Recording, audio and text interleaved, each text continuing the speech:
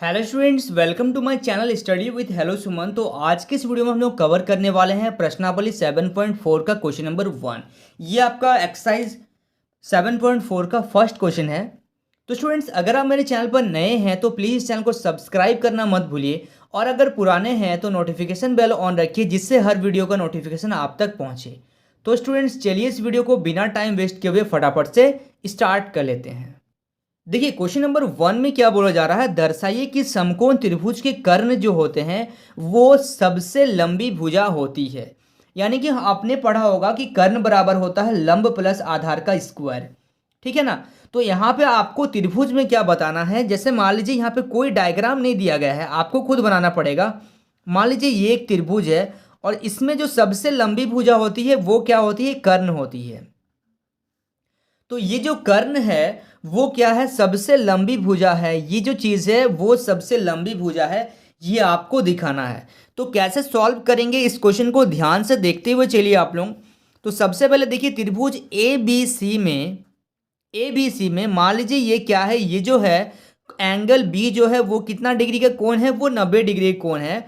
तो इसलिए इसलिए एंगल ए जो होगा वो क्या होगा, एंगल ए जो होगा। अब देखिए, अगर हम लोगों को यहाँ पे समकोण त्रिभुज का बात किया जा रहा है तो समकोण त्रिभुज में क्या होता है, जो एक कोण होता है वो 90 डिग्री का होता है। अगर ये 90 डिग्री का हो गया तो इसका मतलब क्या है कि ये त्रिभुज, ये कोण और ये कोण क्या होगा, 90 डिग्री से कम होगा।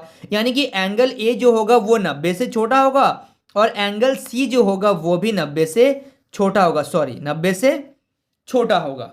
तो अब देखिए, अतः त्रिभुज ए बी सी में कोण बी जो है कौन सा, ये वाला कोण बी जो है वो बड़ा होगा किससे, कोण सी से। ठीक है, क्यों बड़ा हो रहा है, क्योंकि कोण बी है 90 डिग्री। ठीक है, ये चीज तो हो रहा समझ में।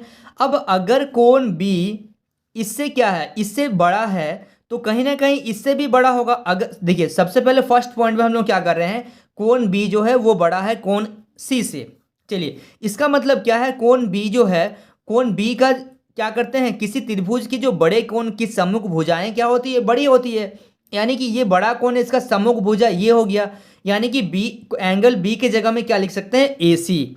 तो ए सी क्या हो गया, बड़ा हो गया। और ए बी, इस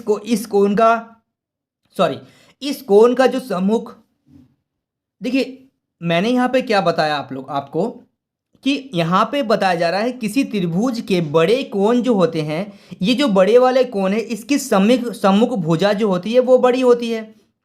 और अगर इस कोण का बात करेंगे तो इसका सम्मुख भुजा क्या हो जाएगा, ए बी हो जाएगा। ठीक है, तो ये हो गया हम लोगों का फर्स्ट पॉइंट। ये कैसे हम लोग कर रहे हैं, तो यहाँ पे लिखिएगा, किसी त्रिभुज में बड़े कोण जो होते हैं, बड़े कोण की सम्मुख भुजा जो होती है वो क्या होती है, बड़ी होती है।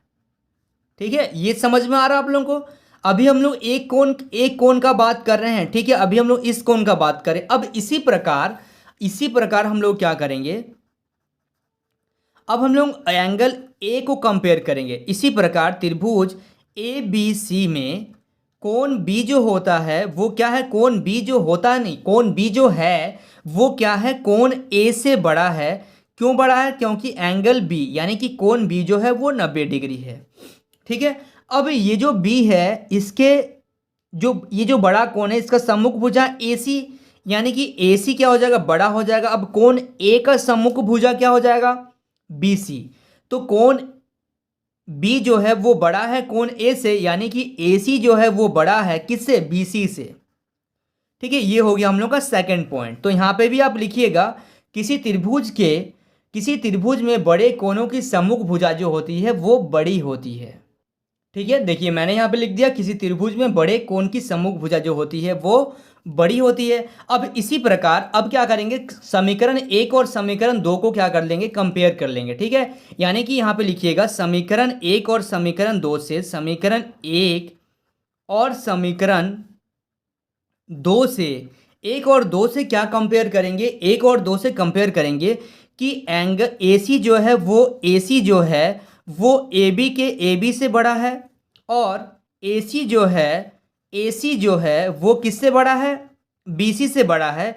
इसका मतलब क्या हो जा रहा है, तो यहाँ पे लिखेंगे अतः कर्ण AC जो है वो सबसे लंबी भुजा है। ठीक है, देखिए अगर डायग्राम में आते हैं, AC देखिए इस भुजा से भी AC बड़ा है और इस भुजा से भी AC बड़ा है, यानी कि यहां से हम लोग क्या कर लिए, प्रूव कर लिए कि जो सबसे बड़ी भुजा है यानी कि जो सबसे लंबी भुजा है वो क्या है, कर्ण है। चलिए so students please note down this question. अब हम लोग देखेंगे क्वेश्चन नंबर सेकंड। देखिए सेकंड नंबर क्वेश्चन को ध्यान से देखिएगा, यहाँ पे क्या बताया जा रहा है, त्रिभुज ABC की जो भुजाओं AB और AC को क्रमशः बिंदु P और Q तक बढ़ाया गया है। यानी कि ABC एक त्रिभुज है जिसकी भुजाएं AB को क्या कर दिया, इस AB को P तक बढ़ाया गया है और AC जो भुजा है इसको कहाँ तक बढ़ाया गया, Q तक बढ़ाया गया है। साथ ही यहाँ पे बताया जा रहा एंगल PBC यानी कि PBC जो है ये छोटा है किससे, एंगल QCB से, यानी कि ये बड़ा है और ये छोटा है। तो हम लोगों को दर्शाना है कि दर्शाइए कि AC जो है, तो AC कहाँ है हम लोगों का, AC जो है वो क्या है, बड़ा है किससे, AB से, यानी कि AB छोटा है और AC बड़ा है, ये हम लोगों को यहाँ पे दर्शाना है। ठीक है, तो सबसे पहले इसमें कैसे इसको सॉल्व करेंगे वो चीज देखिए। सबसे पहले अगर हम लोग बात करें PBC और यहां से बात करें ABC, तो ये कोण और ये कोण कितना डिग्री का कोण बन जाएगा, दोनों रैखिक युग्म बनेंगे। तो ये कोण का सम और इस कोण का सम कितना हो जाएगा, 180 डिग्री हो जाएगा। ठीक है ना, तो उस प्रकार से हम लोग क्या करेंगे, एक को माइनस कर देंगे, यानी कि PBC हम लोग यहां से निकाल लेंगे इक्वेशन 1 मान के। कैसे करेंगे वो मैं आपको बताऊंगा। उसी तरीके से हम लोग इसमें भी करेंगे, QCB और ACB ये भी रैखिक युग्म बनेगा, यानी कि इन दोनों का सम कितना हो जाएगा, 180 डिग्री। तो यहां से मेरा अगर एक कोण का वैल्यू निकालेंगे तो वो 180 से माइनस करके इक्वेशन 2 आ जाएगा। अब दोनों इक्वेशन को जब कंपेयर करेंगे उसके बाद हम लोग दिखा पाएंगे कि AC जो है वो क्या है, बड़ा है किससे, AB से। ठीक है, ये तो मैंने आपको जस्ट एक आइडिया दिया। अब क्वेश्चन को कैसे करेंगे पूरा डिटेल में आप लोग अब देखिए ध्यान से। ठीक है, चलिए सबसे पहले मैंने क्या बताया कि PBC जो है यानी कि B वाला कोण और ABC जो है दोनों का सम जो होता है 180 डिग्री होता है। तो angle PBC plus angle ABC जो होता है वो कितना होता है, 180 डिग्री होता है। कैसे हो रहा है, ये रैखिक युग्म से। ठीक है, ब्रैकेट में ये लिख दीजिएगा कि ये रैखिक युग्म से हो रहा है। यानी कि अगर हम लोग यहाँ से PBC निकालना है तो हम लोग क्या करेंगे, 180 डिग्री और एंगल ABC को इस तरफ लेके जाएंगे तो माइनस एंगल ABC हो जाएगा। ये हो गया इक्वेशन 1। ठीक है, इसी प्रकार अगर इसमें बात करें QCB और ACB में, तो सबसे पहले लिखेंगे कोण QCB जो होगा प्लस कोण ACB जो होगा, ये दोनों कोण जो होगा 180 डिग्री होगा। ठीक है, क्यों हो रहा है 180 डिग्री, क्योंकि ये रैखिक युग्म बन रहा है। ठीक है, चलिए तो अब हम लोग क्या करेंगे, एंगल QCB जो हो जाएगा वो कितना हो जाएगा, 180 डिग्री, और ये इसको इधर लेके जब आ जाएंगे तो माइनस ACB, यानी कि ये आ गया हम लोगों का सेकंड इक्वेशन। ठीक है, चलिए अब आगे हम लोग देखते हैं। अब यहां से देखिए दिया है हम लोगों को क्या क्या चीज, तो हम लोगों को दिया है एंगल PBC जो है वो छोटा है एंगल QCB का। तो अब देखिए यहां से समीकरण 1 और समीकरण 2 को जब हम लोग कंपेयर करेंगे तब हम लोग को यहां से क्या पता चलेगा। देखिए समीकरण 1 और समीकरण 2 से, तो यहां से PBC जो है, तो PBC छोटा है किससे, QCB का, यानी कि PBC के जगह में क्या लिख सकते हैं, 180 डिग्री माइनस एंगल ABC। ठीक है, ये लिखेंगे। अब यहां पे क्या कर देंगे हम लोग, साइन दे देंगे किसका, ये छोटा है किससे, QCB का, तो QCB के जगह में क्या लिखेंगे, 180 डिग्री माइनस एंगल QCB। एक मिनट 180 माइनस यहाँ पे लिखिएगा ACB। ठीक है, अब देखिए 180 इधर भी है 180 इधर भी है, तो दोनों से 180 क्या हो जाएगा, कैंसिल हो जाएगा। अब यहाँ पे भी माइनस है, यहाँ पे भी माइनस है, दोनों का माइनस जब आप कैंसिल करेंगे ना, तो यहाँ पर थोड़ा सा ध्यान रखिएगा, जब हम लोग दोनों साइड से माइनस को कैंसिल करते हैं तो ये जो साइन होता है वो चेंज हो जाता है, यानी कि यहाँ से माइनस जब हटेगा तो ये क्या हो जाएगा, एंगल ए बी सी जो हो जाएगा, अब ये चेंज हो जाएगा, इधर हो जाएगा वो, अब ये उल्टा हो जाएगा, यानी कि ये आ गया इक्वेशन थर्ड। देखिए यहाँ पे मैं क्या बताना चाह रहा हूँ, सबसे पहले आप लोग 180 डिग्री से 180 डिग्री तो कैंसिल कर दिए। अब आप बोलेंगे कि ये माइनस को इससे हम लोग कैंसिल कर सकते हैं, लेकिन जब माइनस को कैंसिल करेंगे ना तो ये जो साइन होगा ये अपोजिट हो जाएगा, यानी कि ये साइन अब उल्टा हो गया। अब यहाँ से हम लोग आ गया इक्वेशन 3। तो अब यहाँ से हम लोग क्या करेंगे, तो यहाँ से हम लोग लिखेंगे त्रिभुज ए बी सी में एंगल ए बी सी जो है वो क्या है, बड़ा है एंगल ए सी बी का। तो यहाँ से क्या लिखेंगे, अतः ए सी जो होगा वो क्या हो जाएगा, ए बी के ए सी जो हो जाएगा वो बड़ा हो जाएगा ए सी से। यहाँ पे देखिए ये समझ में आ गया, तो यहाँ पे लिखिएगा अतः ए सी जो है वो बड़ा है किससे, ए बी से। थोड़ा सा कहीं ना कहीं मैं मिस्टेक कर दे रहा हूँ, ठीक है, उसके लिए आप लोग थोड़ा सा ध्यान से उसको नोट करिएगा, ठीक है। तो यहाँ पे ए सी जो है, देखिए अगर ए बी सी, अगर ये कोण बड़ा है, बड़ा हो गया किससे, इससे, तो ये जो कोण है, यानी कि हम लोग क्या बोलते हैं, बड़े कोण का जो सम्मुख भुजा होता है वो बड़ा होता है, यानी कि ए सी जो है वो बड़ा हो गया किससे, इस कोण की सम्मुख भुजा से, यानी कि इस कोण का सम्मुख भुजा क्या है, ए सी है, और इस कोण का सम्मुख भुजा क्या है, ए बी है। तो ए सी क्या है, बड़ा हो गया ए बी से। तो यहाँ पे लिखेंगे किसी त्रिभुज के बड़े कोणों की सम्मुख भुजाएं क्या होती है, बड़ी होती है, ठीक है। तो यहाँ पे मैंने लिख दिया किसी त्रिभुज के बड़े कोणों की सम्मुख भुजाएं बड़ी होती है, तो आपको यही चीज दिखाना था, ठीक है। समझ पा रहे हैं आप लोग, एक बार डिटेल से पहले समझिए फिर आप लोग नोट करिएगा, बहुत ही बढ़िया क्वेश्चन है एकदम, मतलब इस तरीके से आपको दिखेगा, जब आप इस क्वेश्चन को पढ़ेंगे और डायग्राम को देखेंगे तो आपको आंसर इसका किस तरीके से करना है वो आपको पता चल जाएगा, ठीक है। चलिए so students please note down this question. अब हम लोग देखते हैं क्वेश्चन नंबर 3। देखिए क्वेश्चन नंबर 3 को ध्यान से देखिए, आकृति 7.49 में एंगल बी जो है वो छोटा है एंगल ए से, और यहाँ पे एंगल सी जो है वो एंगल डी से छोटा है, तो दर्शाना है कि ए डी जो है वो बी सी से छोटा है।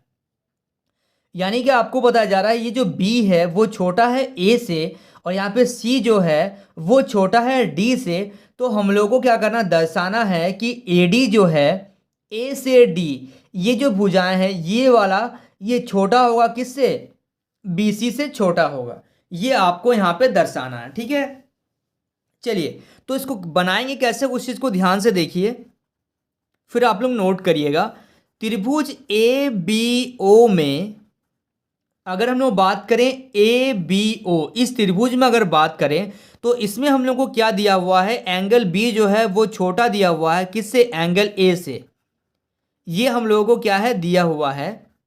तो अतः यहाँ पे लिखेंगे एंगल बी कौन सा होगा, एंगल बी होगा, एंगल बी ये होगा, किसी त्रिभुज के बड़े कोण जो होते हैं उसकी सम्मुख भुजाएं बड़ी होती है, यानी कि इस कोण अगर ये छोटा है तो कोई दिक्कत नहीं है, इसका सम्मुख भुजा ये हो जाएगा और इस कोण का सम्मुख भुजा हो जाएगा बी ओ। तो यहाँ पे लिखेंगे अतः ये जो बी कोण का जो सम्मुख भुजा है वो क्या हो जाएगा, ए ओ, यानी कि ए ओ जो है वो छोटा है किसका, बी ओ का, यानी कि यहाँ पे आ गया इक्वेशन 1। ये कैसे छोटा है, यहाँ पे हम लोग लिखेंगे कि किसी त्रिभुज के बड़े कोणों की सम्मुख भुजाएं क्या होती है, बड़ी होती है, ठीक है। मैंने यहाँ पे लिख दिया किसी त्रिभुज में बड़े कोणों की सम्मुख भुजाएं क्या होती है, बड़ी होती है। तो इसी प्रकार त्रिभुज सी डी ओ में, अब अगर हम लोग बात करें इस त्रिभुज में, ठीक है, अब हम लोगों ने देखिए, हम लोगों ने सबसे पहले ए बी ओ को देख लिया, अब हम लोग देखेंगे सी डी ओ में, इस त्रिभुज में देखेंगे। तो इस त्रिभुज में हम लोगों को क्या दिया हुआ है, इस त्रिभुज में हम लोगों को दिया गया है एंगल सी जो है वो छोटा है एंगल डी से, ठीक है, ये चीज हम लोगों को क्या है दिया हुआ है, ठीक है। तो अतः डी ओ जो है वो क्या है, डी ओ जो है वो छोटा होगा किसका, सी ओ का। ये हो गया हम लोग का सेकंड नंबर इक्वेशन। और यहाँ पे भी हम लोग लिखेंगे किसी त्रिभुज में बड़े कोणों की जो सम्मुख भुजाएं होती है वो बड़ी होती है, ये आप लोग लिख लीजिएगा। यानी कि देखिए, अगर इस कोण की सम्मुख भुजाएं का बात करें तो वो डीओ हो जाएगा, या फिर ओडी आप कुछ भी लिख सकते हैं। और इस कोण का जो अगर बात करेंगे तो उसके लिए हम लोगों का सीओ हो जाएगा, सम्मुख भुजाएं। इस कोण का सम्मुख भुजाएं ये वाला, इस कोण का ये वाला। ये चीज आप लोगों को समझ में आ रहा है ना। चलिए अब हम लोग बात करेंगे समीकरण 1 और 2 से। ठीक है, समीकरण 1 और 2 से, इन दोनों समीकरणों से अगर हम लोग देखेंगे ए और 2 से, 1 और 2 से क्या देखेंगे, एओ प्लस डीओ जो होता है वो क्या है, छोटा है। क्योंकि यहां पे देखिए एओ प्लस डीओ, जब आप इन दोनों समीकरण को जब आप कंपेयर करिएगा दोनों को, तो तब आपको क्या मिलेगा कि आप देख रहे हैं यहां पे ये छोटा है, ये छोटा है। यानी कि एओ जो है, एओ प्लस डीओ छोटा है किससे, बीओ प्लस सीओ से। यानी कि यहां से आप क्या करिएगा, तो यहां से आप क्या करिएगा, देखिए एओ डीओ, तो इसको हम लोग क्या लिख सकते हैं, एडी लिख सकते हैं पूरा लाइन को। तो एडी जो है वो क्या है, छोटा है। अब देखिए बीओ और CD, CO sorry BO CO, BO CO, तो इस लाइन को क्या लिख सकते हैं, बीसी। तो सॉरी, इस लाइन को क्या लिख सकते हैं, हाँ बीसी होगा ना ये वाला, ठीक है। एडी हो गया और ये क्या हो गया, बीसी। तो यही चीज हम लोगों को दिखाना था, एडी और बीसी, ठीक है ना, कि ये दर्शाइए कि एडी जो होगा वो छोटा होगा और बीसी जो होगा वो क्या हो जाएगा, बड़ा हो जाएगा। ठीक है, तो ये 3rd नंबर क्वेश्चन बहुत सिंपल क्वेश्चन था। हम लोग को यहां से ये कोण जो है वो छोटा दिया गया था, ये बड़ा दिया गया था, यहाँ पे ये छोटा दिया गया था, ये बड़ा दिया गया था। तो हम लोग सबसे पहले ए बी ओ इस त्रिभुज में और इस त्रिभुज में क्या किए, दोनों को कंपेयर करके, दोनों को पहले इस त्रिभुज से निकालें और फिर इस त्रिभुज से निकालें। फिर दोनों को जब हम लोग सॉल्व किए तो हम लोगों को क्या मिला कि एडी जो है वो छोटा है किससे, बीसी से। ठीक है, ये चीज आप लोगों को समझ में आ रहा है। चलिए so students please note down this question.